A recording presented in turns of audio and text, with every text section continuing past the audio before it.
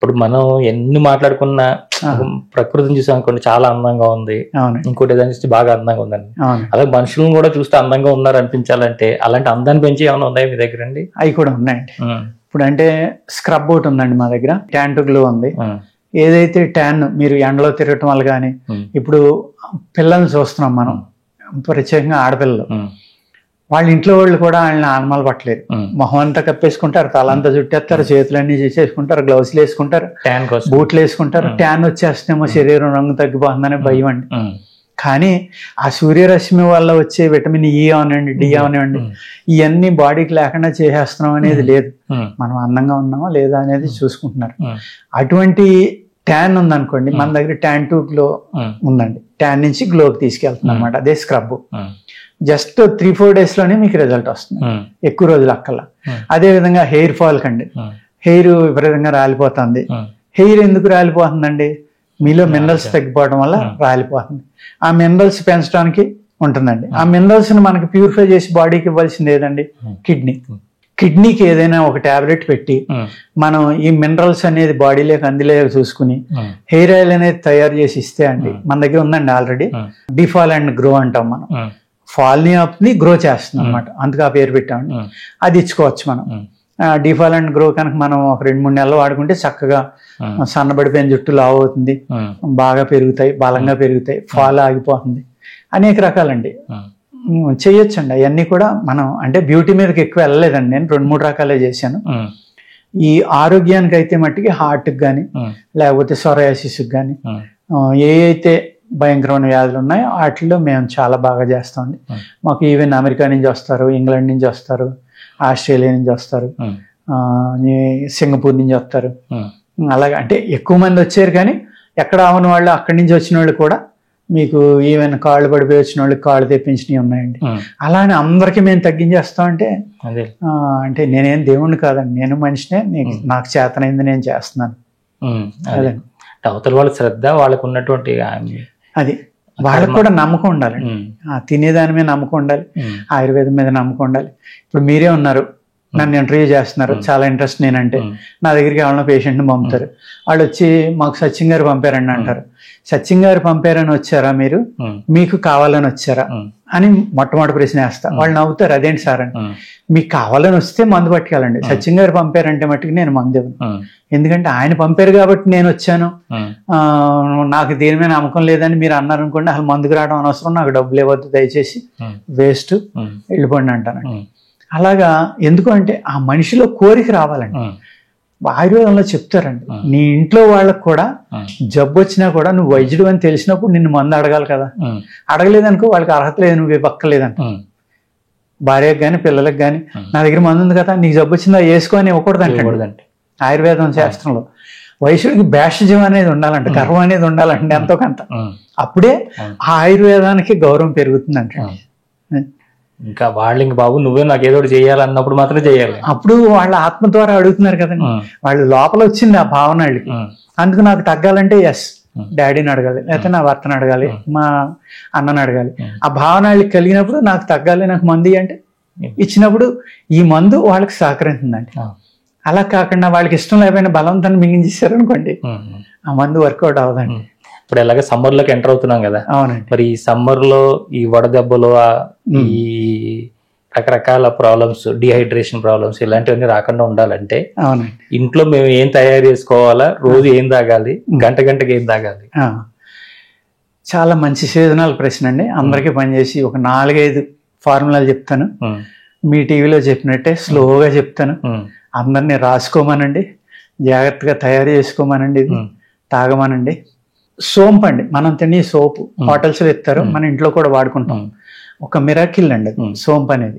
మేము కొన్ని అనుపానాల కింద అది పెడతామండి ఎమర్జెన్సీ మెడిసిన్స్ కి. ఎందుకు అంటే ఆ కషాయంతో మీరు మాత్ర వేసుకున్నారనుకోండి, విత్ ఇన్ 2 minutes లో మొత్తం మీ బాడీ అంతా పాకేస్తుంది. అంత స్పీడ్ గా క్యారీ చేస్తుందండి మెడిసిన్. అందుకు సోంపు, పట్టిక బెల్లం. సోంపుని కొద్దిగా వేపించండి, వేడి చేయండి, దాన్ని మిక్సీలో చిన్నది ఒక్క దెబ్బ కొట్టండి. ఆ పై తొక్కలన్నీ ఊడిపోయి లోపల బియ్యం ఏర్పడతాయి. కొన్ని తొక్కలు ఊడకపోయినా పర్లేదు, ఒకసారి అవి చెరిగేయండి, గాలిలో వదిలేస్తే, లేకపోతే ఆ పొట్టు అంతా పక్కకి వెళ్ళిపోతుంది. అప్పుడు దాన్ని తీసుకుని పౌడర్ చేసుకోండి, మెత్తటి చూర్ణం. అది ఎంత తూకం ఉందో చూసుకుని అదే తూకం పట్టిక బెల్లం తీసుకోండి, దాన్ని కూడా చూర్ణం చేసుకోండి, ఒక సీసాలో పోసి ఉంచుకోండి. ఉదయం లేవగానే మొహం కడిగిన వెంటనే మీ 3 ఏళ్ళకి వచ్చినంత నోట్లో వేసుకోండి. 1 నెల చాలండి, మే నెల. మీకు ఎటువంటి గాలి దెబ్బలు కానీ, ఫీవర్స్ కానీ, ఇంకా డిహైడ్రేషన్ ఏమీ రాదు. విచిత్రం ఏంటంటే శాస్త్రంలో రాసింది, అద్భుతమైన శాస్త్రం అండి, చాలా గొప్ప పుస్తకం అది. అందులో రాశారు సంవత్సరం వరకు మీకు జబ్బులు రావని రాశారండి 1 నెల తినటం వల్ల. అదేవిధంగా మీరు తమలపాకులు ఉంటాయి కదండి, తమలపాకులు మంచి తమలపాకులు తీసుకోండి. తీసుకుని వాటిని ఒక 100-200 కుక్కర్లో గిన్నె పెట్టి వాటర్ పోసి ఆ గిన్నెలో నీళ్లు పోయొద్దు, 1-2 కోతలు అయినాయండి. ఈ తమలపాకులు వదులుతాయి. వాటిని మిక్సీలో కొట్టేసి రసం పిండుకోండి. ఈ రసం 1 గ్లాస్ ఉందనుకోండి, ఒక 4 గ్లాసులు పంచదార పానకం అందులో ఇది కలుపుకుని మళ్ళీ ఉడకబెట్టుకోండి, బూజు ఏం లేకుండా. లేదంటే ఫ్రిడ్జ్లు ఉన్నాయి కాబట్టి ఫ్రిడ్జ్లో పెట్టుకోండి. మీరే ఫ్రిడ్జ్ మంచిది కాదంటున్నారు, మీరే పెట్టమంటున్నారని అడగద్దు, అంతకంటే గతి లేదు కాబట్టి. కానీ జాగ్రత్తగా సన్నటి మంట మీద ఈ నీళ్ళు ఇరిగి దాకా ఎడగబెట్టుకుంటే మీరు 2-3 సంవత్సరాలైనా ఏమవుతుంది. అది మీరు ఒక 2 చెంచాలు సిరప్ వాటర్లో వేసుకుని మీరు ఉదయం లేచిన తర్వాత టిఫిన్ తిన్నాక ముందర తాగారనుకోండి, అద్భుతమైన మినరల్స్ అందుతాయి బాడీకి. ప్లస్ అందులో కొద్దిగా సాల్ట్ కూడా కలపండి. సపోజ్ ఒక లీటర్ తీసుకున్నారనుకోండి, ఒక 10 గ్రామ్స్ రాక్ సాల్ట్ కలుపుకోండి అందులో. అప్పుడు డీహైడ్రేషన్ అనేది ఉండదు, మోషన్స్ అయ్యి వాళ్ళకి కూడా ఇవ్వచ్చు ఆ డ్రింక్. చాలా బాగా పనిచేస్తుంది, డైజెషన్ పెరుగుతుంది ఇమీడియట్ గా. అలాగే పొట్టలో ఉన్న క్రిములు పోతాయి, బ్యాక్టీరియా పోతుంది, ఇటు డయేరియా తగ్గుతుంది, ప్లస్ మినరల్ గా కూడా మీకు డీహైడ్రేషన్ రాకుండా మీ శరీరాన్ని అద్భుతంగా కాపాడుతుంది. అన్నిటికంటే ప్రమాదమైంది గాల్పు దెబ్బ అండి, వడదెబ్బ అంటాం కదా. వడదెబ్బ ఇవాళ మనకు వడదెబ్బ తగిలింది, 1 గంట కోలుకున్నాం, అబ్బాయి బ్రహ్మాండంగా ఉన్నాం అని అనుకుంటారు, కానీ లోపల తినేస్తాం. 3-4 డేస్ చాలా హ్యాపీగా ఉండి సడన్ గా చచ్చిపోయిన వాళ్ళని కూడా చూశానండి. ఏంటంటే ఈ వడదెబ్బ కారణం. అది తగ్గిపోయింది, 4 రోజులు బాగానే ఉన్నాడు కదా అనుకుంటాం, కాదండి, లోపల బర్న్ అయిపోతాయి. అందుకు అటువంటి వడదెబ్బ తిన్న వాళ్ళు ఏం చేయాలంటే ఇమీడియట్ గా ఎల్లుల్లిపాయ అండి, మన మామూలు నీరుల్లిపాయ, ఎల్లుల్లిపాయ కాదు, మనం కూరలో వండుకుని ఉల్లిపాయ ఏదైతే ఉందో దాని రసం కణతలకు రాసేస్తే వడదెబ్బ అనేది తగ్గిపోతుంది. అసలు తగలకుండా ఉండాలి అంటే ఆ ఉల్లిపాయ, ఒలిసిన ఉల్లిపాయ జేబులో పెట్టుకోండి, లేకపోతే తలపాగా టోపీలో పెట్టుకోండి. చిన్న ఉల్లిపాయ చిత్తకొట్టుకుని కట్టుకుంటారు కదా గురుగారు, ఇలాగ తలకి కట్టుకునేవారు. అలాగే పూర్వం ఏంటంటే ఎంత అద్భుతం అంటే అది, హే ఎల్లుల్లిపాయ పెట్టుకోరా తలపాగా పెట్టుకున్నాను, సారీ ఎల్లుల్లిపాయ, ఉల్లిపాయ, నీరుల్లిపాయ, అదే సన్న ఉల్లిపాయ, నీరుల్లిపాయే పెట్టుకోవాలండి. చిన్న ఉల్లిపాయ టోపీలో గానీ తలపాగాలోనూ గానీ పెట్టుకుని కట్టుకోరని. ఆ మనిషి ఎంత 50 డిగ్రీల్లో వెళ్ళినా కూడా, ఎంత గాల్పులో బండి తోలినా లేకపోతే నడిచి వెళ్ళినా గాల్పు అనేది తగిలేదు కదండి. ఆ గాల్పు తగిలిన తర్వాత కూడా మీరు, ఇది వేసవికాలం అండి, మనకు పచ్చి మామిడికాయలు దొరుకుతాయి. ఆ పచ్చి మామిడికాయని కుమ్ములో ఉడకబెట్టండి, లేకపోతే స్టవ్ మీద ఒక ఏదైనా జల్లి లాంటిది పెట్టి కాల్చేయండి. బాగా కాల్చేసి దాన్ని తొక్క తీసేసి లోపల జ్యూస్ బాగా పిండేయండి. పిండేసి దానికి సరిపడి షుగర్ కలుపుకునండి. అది మీరు లోపలికి ఇస్తా ప్రతి 2 గంటలకు కొంచెం సాల్ట్ కూడా కలపాలి. అదే గొజ్జుని ఒళ్ళంతా రాసేయాలి. 2 గంటల్లో మీకు గాలి దెబ్బ అనేది తగ్గిపోతుంది. ఎట్టి పరిస్థితుల్లో ఆ మనిషి చనిపోకుండా కాపాడుతుందండి. అంత అద్భుతమైన అతి చవకైన ఫార్ములా అన్నమాట ఇది. పచ్చి మామిడికాయ కుమ్ము మీద కాల్చాలండి, లేదంటే స్టవ్ మీద కాల్చాలి, తొక్కలు తీసేయాలి, ఆ గొజ్జు తీసుకోవాలి. ఆ గొజ్జుకు సరిపడి పంచదార కానీ పటిక బెల్లం కానీ కలుపుకోవడం, చక్కగా ఒక స్పూను సాల్ట్ కూడా కలుపుకుని ఒక 2 స్పూన్లు ఒక 200 ml లో కలుపుకుని తాగారనుకోండి, మీరు గాల్పులో బయటికి వెళ్ళాలి, మంచి ఎండలో వెళ్తున్నాం అనుకున్నప్పుడు ఇటువంటివి తాగేసి వెళ్ళండి, మినరల్ డెఫిషియన్సీ రాదండి. ప్లస్ గాల్పు దెబ్బ తిన్న వాళ్ళని బతికించడానికి ఇంకా ఎంత అద్భుతమైన మందు అంటేనండి అది చాలా చక్కగా ఉపయోగపడుతుంది అన్నమాట. ఇలాగా సింపుల్ రెసిపీస్ అండి ఈ డ్రింక్స్ మీరు చేసుకోవచ్చు. అంటే ఇంకా అదేదో చెప్తారు కదా గురుగారు, షర్బత్ లాంటిది, షర్బత్ లాంటిది అంటే మజ్జిగ కూడా తాగొచ్చండి. మజ్జిగలో కూడా ఏం చేస్తారంటే మీరు కొద్దిగా జీలకర్ర పౌడర్ అండి, ఒక దీన్ని ఏది కరివేపాకు బాగా నలిపేసి కరివేపాకు వేసుకోండి, సాల్ట్ వేసుకోండి, కొంచెం ధనియాలు కూడా వేసుకోండి. కావాలంటే రాక్ సాల్ట్ వాడుకోండి ఎక్కువ, ఎందుకంటే సముద్రపు ఉప్పు మీద రాక్ సాల్ట్ లో మినరల్స్ చాలా ఎక్కువ ఉంటాయండి. ఉండటం వల్ల మీకు అద్భుతంగా పనిచేసి బయట దొరుకుతుంది రాక్ సాల్ట్, అది మంచిదేనండి. మంచిదేనండి, వాడుకోవచ్చండి. అంటే దాన్ని కూడా శుద్ధి చేసే ఉంది ఆయుర్వేద శాస్త్రంలో.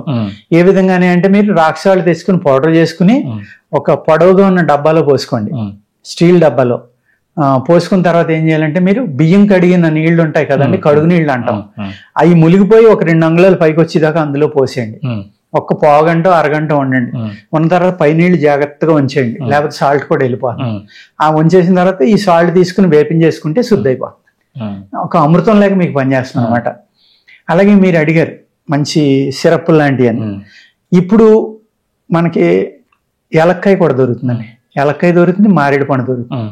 ఈ రెండాట్లి యొక్క గుజ్జును తీసుకునండి. ఒక పావు కేజీ గుజ్జులో 1 కేజీ నుంచి 2 కేజీల పంచదార పానకం పట్టుకుని, ఒక పావు కేజీ అయితే ఇదండి ఏది మారేడు గుజ్జు చాలు. అందుకన్నా ఎక్కువ కలిపితే ఘాటు చాలా ఎక్కువ ఉందండి, తాగలేరు. ఇది ఈ మారేడు జ్యూస్ అనేది వెస్ట్ బెంగాల్, బంగ్లాదేశ్, ఆ నార్త్ ఈస్ట్ లోని విపరీతంగా తాగుతారండి సమ్మర్స్ లో. ఇది మీకు ఎంత బాగా కాపాడుందంటే, సమ్మర్ వెళ్ళిపోయి వర్షం రాగానే ఇది వరకు కలరా అనేది విపరీతంగా ఉండేదండి. అప్పుడు ఈ మారేడు జ్యూస్ ఇచ్చేవారు. ఎందుకంటే సమ్మర్ అంతా ఇది తాగటం వల్ల మీరు ఎక్కడ పడితే అక్కడ నీళ్లు తాగుతారు కాబట్టి, చెక్కబడిన నీళ్లు, అమీబియాసిస్ ఉన్నది, పాకుడు ఉన్నది, అటువంటి నీళ్లు తాగటం వల్ల ఈ డయేరియా ఒకటండి, లివర్ ప్రాబ్లమ్స్, తర్వాత ఇవన్నీ వచ్చేయండి. కామెర్లు అన్ని వాళ్ళు కదా, పసిరికలు, ఇవన్నీ కూడా సమ్మర్ వెళ్ళి వర్షం వచ్చినప్పుడే వచ్చాయి ఇవన్నీ కూడా. ఎందుకంటే సమ్మర్లో తాగిన వాటర్ని బట్టి.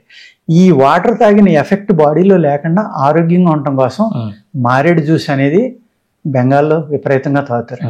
అలాగే ఉత్తరాంధ్రలో కూడా 2-3 జిల్లాలు తాగుతారు, వైజాగ్, విజయనగరం, శ్రీకాకుళం ఇలాగా. ఆ మారేడు జ్యూస్ అనేది మనం చేసుకుని కనుక తాగితే అది ఒక మిరకిల్గా పనిచేస్తుంది. అదేవిధంగా వెలగపండు అయితే కొంచెం గొజ్జు ఎక్కువ తీసుకోవాలి. పూర్వం తాళపత్ర గ్రంథాల్లో నేను స్టడీ చేసినప్పుడు దొరికిందండి. దాన్ని మేము చేసాం, దాన్ని ఒక జాముగా చేసామండి, మేము అమ్ముతున్నాం కూడా. అది మీ బాడీలో హార్డ్ మెటల్స్ అన్నిటిని తీసేస్తుంది. అద్భుతం అనమాట. అది ఎలాగా అది నేను ఊహించానంటే, పూర్వం గ్రంథాల్లో ఈ విషాలను కూడా మందుల్లో వాడేవారండి. ఏది గౌరీ పాషాణం అని, ఉల్లి పాషాణం, అనేక రకాల పాషాణాలు వాడేవారు. ముషిని గింజలు లాంటి, పొత్తిదుంప, నాభి ఇలాంటి విషయాలను కూడా వాడేవారు. అలాగే పాదరసం లాంటి మెటల్స్ని వాడేవారు.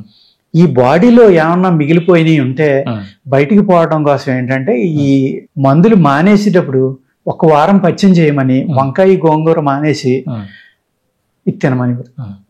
ఏది వెలగపండు గొజ్జు కానీ, వెలగపండు బెల్లం కలిపిన జ్యూస్ కానీ, వెలగపండు పచ్చడి పెరుగులో కలిపి చేసుకున్నది కానీ, ఈ వెలగపండు అనేది 2 పూట్ల వారం తిన్నాను. తింటేనంటండి ఈ హార్డ్ మెటల్స్ కానీ, లేకపోతే మిగిలిన ఏమైనా విష పదార్థాలు కానీ బయటకు వెళ్ళిపోతాయండి. అంత అద్భుతమైంది వెలగపండు అండి. ఎవరు తింటున్నారు ఇప్పుడు? మీ టీవీ ద్వారా నేను ప్రజలకు విన్నవించేది ఏంటంటే, వెలగపండు దొరికినప్పుడు అది ఒక అమృతం అండి, దాన్ని వదలొద్దు. దయచేసి సిరప్, పచ్చడో లేకపోతే ఇంకోటో చేసుకుని తప్పనిసరిగా సంవత్సరంలో 1 వారమైనా తినండి. తింటే కనుక మామూలు డైరెక్ట్ పండు తినకూడదండి. ఏదండి, ఎలగపండు మామూలు డైరెక్ట్ గా కూడా తినొచ్చు, ఇంకా బాగా పనిచేస్తుంది. అంటే కొంతమంది పుల్లగా ఉంటుందని సరిగ్గా మొగ్గకపోతే పచ్చి తిన్నారనుకోండి, గొంతుకు పట్టుకుంటుంది, గొంతుకు దిగదు, ఇంకా ఒకరుగా ఉంటుంది, నోరంతా పట్టుకుంటుంది. అలా కాకుండా బాగా చక్కగా పండిన పండు. అదే రేపు తొలకరి వర్షాలు వచ్చాక, వర్షం పడాక ముగ్గురు ఆల్తాయండి చెట్టు కింద, అదైతే ఇంకా అమృతమేనండి. వినాయక చవితికి అట్లా టైంలో, వినాయక చవితికి పిందులు ఉంటాయి వస్తాయి. అది అంటే వెలగ అనేది, వినాయక చవితి అనేది మళ్ళీ చాలా పెద్ద ఎపిసోడ్ అవుతుందండి మీకు చెప్పాలంటే. 108 మూలికలు అనేది ఎందుకు పెట్టారు అంటే, మన పూర్వీకులు అట్లీస్ట్ అన్ని మూలికలు తెలియకపోయినా ఈ 108 తెలిసినా కూడా వీళ్ళు బతికేయచ్చు అనే ఉద్దేశంతో పత్రి ఫలాలు తెలిస్తే ఆ పత్రిని అందుకు 108 పత్రులు అనేది వినాయకుడికి. అది కూడా మొదటి పూజ మనం చేసేది సంవత్సరం ప్రారంభం పూజ అదే. ఎందుకు ప్రారంభం పూజ పెట్టారు అంటే, వినాయకుడు మూలాధారానికి అధిపతి అండి. అలాగే మూలాధారం అంటే భూమి, భూమికి అధిపతి, మూలాధారానికి అధిపతి వినాయకుడు. కాబట్టి ఈ భూమి మీద మనం బతుకుతున్నాం కాబట్టి ఫస్ట్ ప్రార్థన ఆయనకే చేయాలనేది వినాయక చవితి అనేది మొదలు పెట్టాకనే మనం మిగిలిన పండుగలోకి వెళ్తామండి. ఆ టైంలో అన్ని మొక్కలు కూడా ఆరోగ్యంగా ఉండి కొత్త ఆకులు వేసి రెడీగా ఉంటాయి. ఆ విధంగా కూడా ఏ పత్రి ఏది అనేది గుర్తించడానికి కూడా ప్రతి ఒక్కళ్ళకి ఆ పత్రి గురించి తెలిస్తే అది ఏం ఉపయోగపడుతుందో తెలుసుకుంటే రేపు పొద్దున వాడుకుంటాడు అన్నట్టుగా 108 పత్రిలతోటి వినాయక చవితి అనేది పెట్టారండి మన పూర్వీకులు. అయితే ఈ సమ్మర్లో ఇప్పుడు మీరు చెప్పినవి వాడుకుంటే చాలా అద్భుతమైన ఫలితాలు ఇస్తాయండి. అలాగే అంటే శుభ్రంగా ఎన్ని టెన్షన్లు మాకు లేకుండా ఏదో ఒక పౌడర్ లాంటిదో లేదా నీ గొడ్డలు తయారు చేసి ఇచ్చేస్తే అది నీటిలో వేసుకుని తాగేస్తే మేము అయిపోయేలాగా ఏమైనా ఇవ్వచ్చు కదండి. అటువంటివి కూడా ఉన్నాయండి మా దగ్గర, అటువంటి ప్రోడక్ట్స్ కూడా ఉన్నాయి. కానీ వాళ్ళు చేసుకున్నారనుకోండి, మన ఆయుర్వేదం అనేది డెవలప్ అవుతుంది కదా. డబ్బులు ఖర్చు ఉండదు, ఆ వయసులో ఇంట్రెస్ట్ పెరుగుతుంది. ఇప్పుడు అనేక మంది స్త్రీలు మాకు ఫోన్ చేస్తూ ఉంటారు, డిగ్రీ చదివిన పిల్లలు కానీ, మాకు ఆయుర్వేదం అంటే చాలా ఇష్టం అండి, మేము నేర్చుకుంటామండి, మమ్మల్ని రమ్మంటారా, మాకు ట్రైనింగ్ ఇస్తారా అని అడుగుతూ ఉంటారు. కొంతమంది స్త్రీలు కూడా మీ ప్రతి వీడియో చూస్తున్నామండి, అనేక రకాల మందులు చేసుకుని మా పక్కింటి వాళ్ళకి ఇస్తున్నాము, వాడుకుంటున్నాము, బాగున్నాయండి ఫలితాలు అని. వాళ్ళు ఈ నాలెడ్జ్ అనేది పెరగాలండి, పెరిగినప్పుడే మనకి విముక్తి అనేది జరుగుతుంది. అదండి.